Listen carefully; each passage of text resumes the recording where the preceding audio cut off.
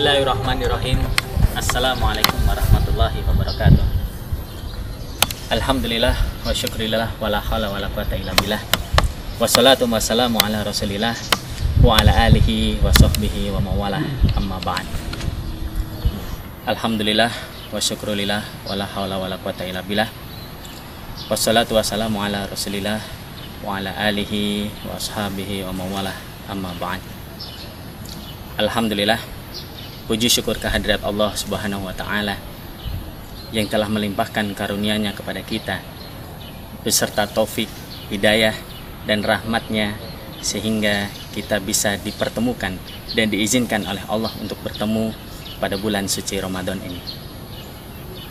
Suatu kesyukuran yang sangat besar sekali bagi kita, di mana bulan Ramadan, bulan penuh hikmah, bulan penuh berkah, dan bulan penuh ampunan, Allah masih mengizinkan kita untuk bertemu kembali pada tahun ini. Salawat serta salam kita haturkan kepada junjungan Nabi kita, Nabi Muhammad SAW. Beliau beserta para sahabat, para tabi'ut tabi'in, dan ummahatul mukminin berjuang dan memperjuangkan Islam yang membawa kita dari zaman jahiliyah hingga zaman penuh dengan ilmu pengetahuan seperti saat ini.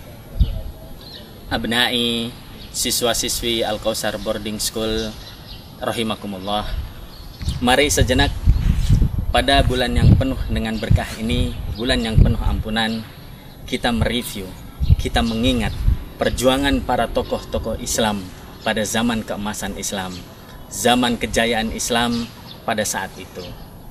Mungkin ini sangat penting sekali bagi kita semua, terkhusus bagi para pemuda-pemuda Islam saat ini, yang insya Allah kalianlah yang akan menjadi dan yang akan memegang tongkat estafet selanjutnya untuk menegakkan agama Islam, li'ilai kalimatillah, dan membawa Islam kepada masa keemasan kembali. Pada kesempatan kali ini yang sangat singkat, ya, kita akan mereview salah satu tokoh Islam yang mungkin sudah tidak asing bagi kita semuanya, atau tidak asing bahkan di telinga seluruh kaum umat Islam, kaum muslimin di seantero muka bumi ini. Beliau adalah tokoh terkemuka ya, dalam kancah filsafat dan tasawuf, memiliki pengaruh dan pemikiran yang telah menyebar di dunia Islam. Mungkin ada yang tahu dari kalian, beliau adalah Imam Al-Ghazali. Akan tetapi ironisnya, sejarah dalam perjalanan hidupnya ini masih terasa asing bagi kita umat sebagai umat Islam. Kebanyakan kaum muslimin belum mengenalnya secara mendalam.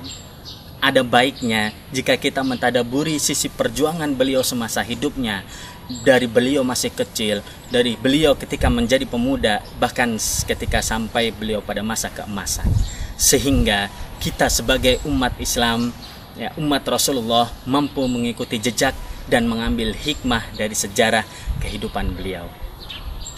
Singkat sebelum kita menjelaskan bagaimana proses pendidikan beliau, bagaimana biografi dan riwayat beliau hingga beliau menjadi orang yang sukses dan memiliki kontribusi besar pada Islam di zaman tersebut. Nama asli Imam Al-Ghazali, beliau yang bernama Muhammad bin Ahmad At-Tusi. Beberapa para ulama nasab berselisih dalam penyandaran nama Imam Al-Ghazali. Sebagian mengatakan bahwa penyandaran nama beliau kepada daerah Ghazalah di Tusi. Sebagian lagi mengatakan penyandaran nama beliau kepada pencaharian dan keahlian keluarganya, yaitu menenun, sehingga nisbatnya ditasydid Al-Ghazali. Demikian para pendapat Ibnu Athir, dan dinyatakan oleh juga Imam Nawawi yang dijadikan sandaran para ahli nasab mutaakhirin adalah pendapat Ibnu Athir dengan tasydid, yaitu penyandaran nama kepada pekerjaan dan keahlian ayah dan kakek dari Imam Al-Ghazali. Imam Al-Ghazali dilahirkan di kota Tusi pada tahun 450 Hijriah dan beliau memiliki saudara yang bernama Ahmad. Sedikit kisah kita menginjak pada ayahanda beliau, di mana ayah beliau adalah seorang pengrajin kain suf atau yang dibuat dari kulit domba, dan beliau menjualnya di kota Tusi. Menjelang wafat, beliau mewasiatkan pemeliharaan kedua anaknya, Imam Al-Ghazali dan saudaranya Ahmad, kepada temannya dari kalangan orang-orang sufi. Bahkan beliau berpesan Sungguh saya menyesal tidak belajar baik tulis menulis Arab, dan saya ingin memperbaiki apa yang telah saya alami pada kedua anak saya ini. Maka saya mohon engkau mengajarinya, dan harta yang saya tinggalkan boleh dihabiskan untuk keduanya. Setelah meninggal, teman dari ayahanda Imam Al-Ghazali tersebut mengajari keduanya ilmu, hingga habislah harta peninggalan yang sedikit tersebut. Kemudian teman dari ayah Imam Al-Ghazali meminta maaf kepada Al-Ghazali dan saudaranya karena tidak dapat melanjutkan wasiat orang tuanya dengan harta benda yang dimilikinya. Dan kemudian beliau berkata kepada Imam Al-Ghazali dan saudaranya Ahmad, ketahuilah oleh kalian berdua, saya telah membelanjakan untuk harta kalian. Saya seorang fakir miskin yang tidak memiliki harta. Saya menganjurkan kalian berdua untuk masuk ke madrasah seolah-olah sebagai penuntut ilmu, sehingga memperoleh makanan yang dapat membantu kalian berdua. Lalu kemudian Imam Al-Ghazali beserta saudaranya Ahmad melaksanakan anjuran tersebut. Inilah awal mula sebab kebahagiaan dan ketinggian derajat mereka. Hal ini pun juga diceritakan oleh Al-Ghazali, di mana beliau memiliki prinsip hidup ketika beliau hendak ingin menuntut ilmu di madrasah-madrasah yang dianjurkan oleh teman dari ayah Imam Al-Ghazali, di mana Imam Al-Ghazali berprinsip, kami menuntut ilmu bukan karena Allah Ta'ala, akan tetapi ilmu enggan kecuali hanya atas izin Allah Subhanahu wa Ta'ala. Ayah Imam Al-Ghazali adalah seorang fakir yang soleh, tidak memakan kecuali hasil pekerjaan dari kerajinan yang membuat pakaian kulit tersebut. Beliau berkeliling mengunjungi ahli fikih dan bermajelis dengan mereka, serta memberikan nafkah semampunya. Apabila ayah Imam Al-Ghazali mendengar perkataan dari seorang ahli fikih, beliau menangis, beliau berdoa, beliau memohon untuk diberi anak yang faqih dalam agama. Apabila hadir di majelis ceramah nasihat, beliau pun selalu menangis dan memohon selalu kepada Allah agar diberikan seorang anak yang ahli ceramah dan nasihat yang baik bagi umat Islam. Pada kala itu, subhanallah, keikhlasan ayah Imam Al-Ghazali yang selalu ikhlas dalam mencari nafkah dan juga ikhlas dalam mendidik anak-anaknya dalam setiap ibadahnya. Ayahanda Imam Al-Ghazali selalu berdoa agar kedua anaknya menjadi seorang yang ahli fakih dan fakih dalam agama, dan menjadi seorang penceramah dan bermanfaat bagi umat Islam. Dalam setiap ibadahnya pula kiranya ayah Imam Al-Ghazali berdoa dan mengharap selalu kepada Allah agar mengabulkan doa tersebut, di mana akhirnya Imam Al-Ghazali menjadi seorang yang faqih dan saudaranya Ahmad menjadi seorang ahli yang dalam memberi ceramah. Subhanallah, inilah doa-doa orang yang ikhlas yang dikabulkan oleh Allah, ya, yang akhirnya bisa kita rasakan bagaimana manfaat dari doa tersebut hingga saat ini. Sedikit kita coba melihat kebesaran Imam Al-Ghazali, apa sih rahasianya di balik ini semua? Dalam kehidupannya, apa yang bisa kita ambil manfaat dari keberhasilan beliau? Al-Ghazali pada masa kecilnya, beliau sangat memiliki kemampuan untuk mengingat yang sangat kuat. Beliau bijak dalam berhujah, bahkan beliau mendapatkan gelar Hujjatul Islam. Berkat kemampuannya tersebut, Al-Ghazali sangat dihormati di dunia Islam, yaitu khususnya di Abbasiyah dan Bani Saljuk yang merupakan pusat kebesaran Islam. Imam Al-Ghazali mampu menguasai berbagai bidang ilmu, pengetahuan, dan sangat cinta sekali beliau dengan ilmu pengetahuan. Bahkan Al-Ghazali mampu meninggalkan kemewahan hidup dan kesenangan hidup demi mencari pengetahuan. Al-Ghazali sebelum memulai rihlah ilmiah, sebelum memulai belajar, beliau sebelumnya telah mempelajari karya ahli suf ternama, antara lain Al-Junaid dan Abu Yazid Al-Bustami. Al-Ghazali selama 10 tahun menggembara mengunjungi berbagai tempat suci yang terbesar di daerah Islam yang luas, antara lain Madinah, Mekah, Mesir, dan Yerusalem. Al-Ghazali melalui karyanya telah mengharumkan nama ulama besar di Eropa. Didikan yang diterima Imam Al-Ghazali pada saat kecil tentang akhlak mulia luar biasa. Inilah yang menjadi salah satu rahasia keberhasilan Imam Al-Ghazali. Beliau menjadikannya benci pada sifat yang megah, dan beliau sangat enggan sekali menyia-nyiakan setiap waktu yang beliau lalui. Beliau pun tidak riya, beliau pun tidak sombong, dan sifat buruk atau tercela yang lain beliau sangat menjauhkan diri dari hal tersebut. Al-Ghazali sangat kuat dalam ibadahnya, zuhud, waro, dan tidak menyukai kemewahan, kemegahan, kepalsuan dunia, dan kepura-puraan ataupun fitnah dunia. Al-Ghazali sangat senang sekali pada waktu masa kecilnya mencari sesuatu hanya untuk mendapatkan ridha Allah Subhanahu wa Ta'ala. Imam Al-Ghazali memulai belajar di kala masih kecil, mempelajari fikih dari Syekh Ahmad bin Muhammad Ar-Razaqani di kota Tusi.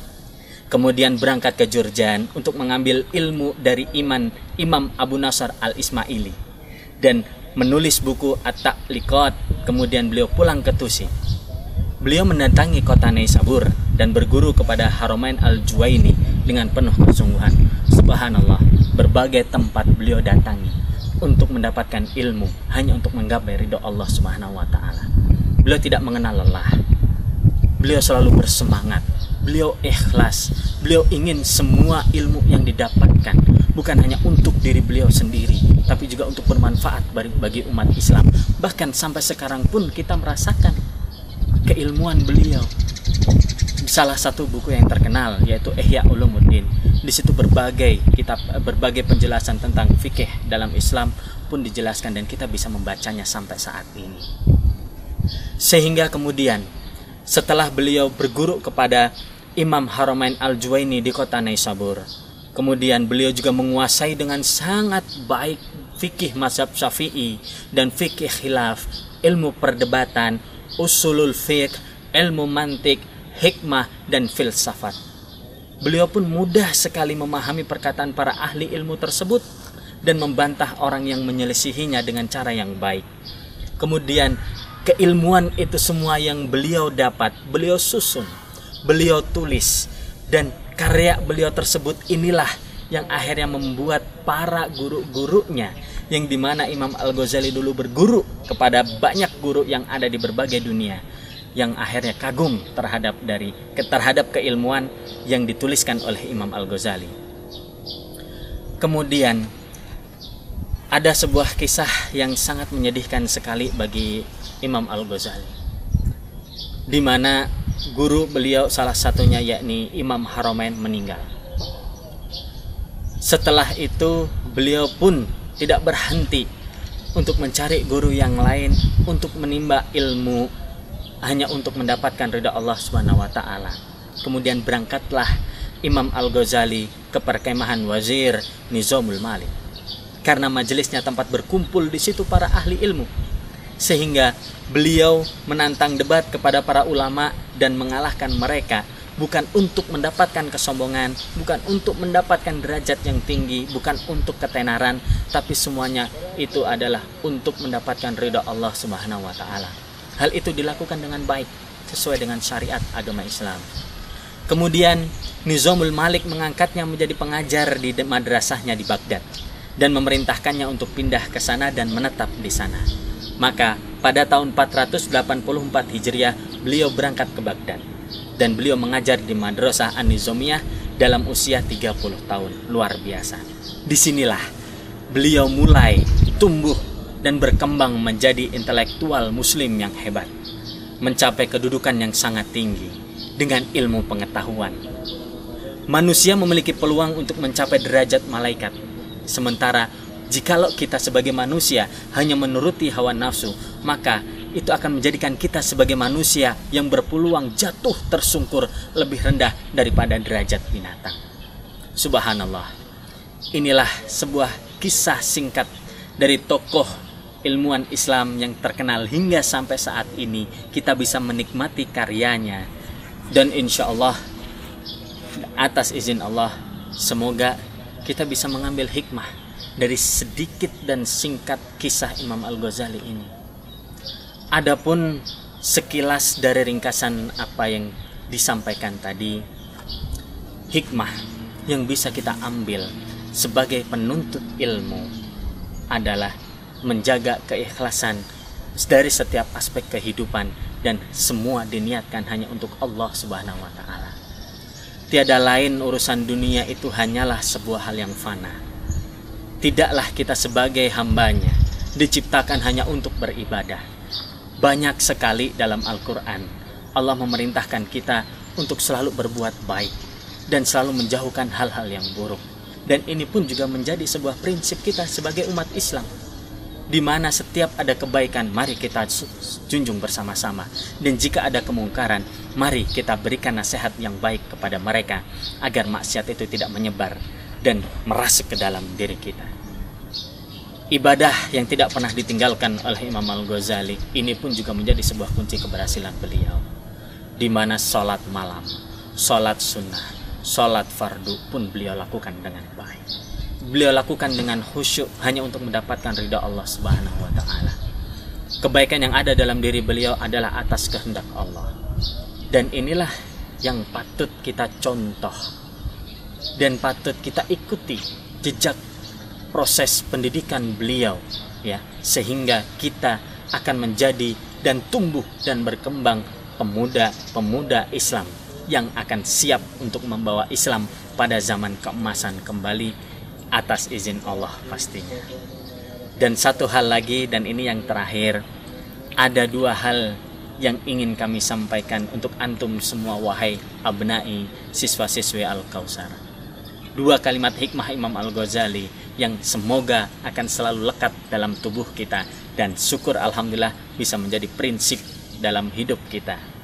Di mana hikmah yang pertama, beliau mengeluarkan kata-kata bijak, kata-kata mutiara bagi kita semua terkait dengan ilmu, di mana potensi keberadaan ilmu pengetahuan itu ada dalam diri manusia. Beliau ibaratkan sebagai benih dalam tanah. Dengan mempelajarinya, maka potensi tersebut akan menjadi aktual dan bernilai guna jika kita niatkan karena Allah Subhanahu wa Ta'ala. Dan kata mutiara yang kedua, ilmu tanpa amal tidak ada gunanya. Apa yang kita pelajari, apa yang kita dapat, baik di sekolah, baik di asrama, ataupun dalam lingkungan kehidupan kita, itu merupakan ilmu yang ada dalam diri kita. Tidak akan ada gunanya jika ilmu tersebut tidak pernah kita amalkan. Karena ilmu yang bermanfaat itu lebih baik daripada sekedar hanya teori yang hanya kita ingat dalam akal kita. Jika ilmu pengetahuan sudah kita amalkan, insya Allah setiap aktivitas kita akan bernilai ibadah. Sementara amal tanpa ilmu itu juga adalah suatu hal kebodohan. Jikalau kita melakukan setiap ibadah tapi kita tidak mengetahui ilmunya, maka semua amal ibadah yang kita lakukan itu pun akan sia-sia. Semoga sedikit dan singkat kita mereview kembali tokoh Islam yang berkontribusi besar pada kejayaan Islam ini bisa menjadi hikmah bagi kita untuk berkembang, untuk semangat dalam menegakkan agama Islam, la ilaha kalimatillah. Dan semoga kita semuanya dalam bulan yang penuh berkah ini, bulan yang penuh ampunan ini, selalu dilindungi oleh Allah Subhanahu wa Ta'ala dan diberikan keberkahannya. Dan semoga setiap amal ibadah yang kita lakukan pada bulan suci Ramadan ini diridhoi oleh Allah Subhanahu wa Ta'ala hingga kita menjadi hamba Allah yang bertakwa. Usikum wa ya nafsi bitaqwallah.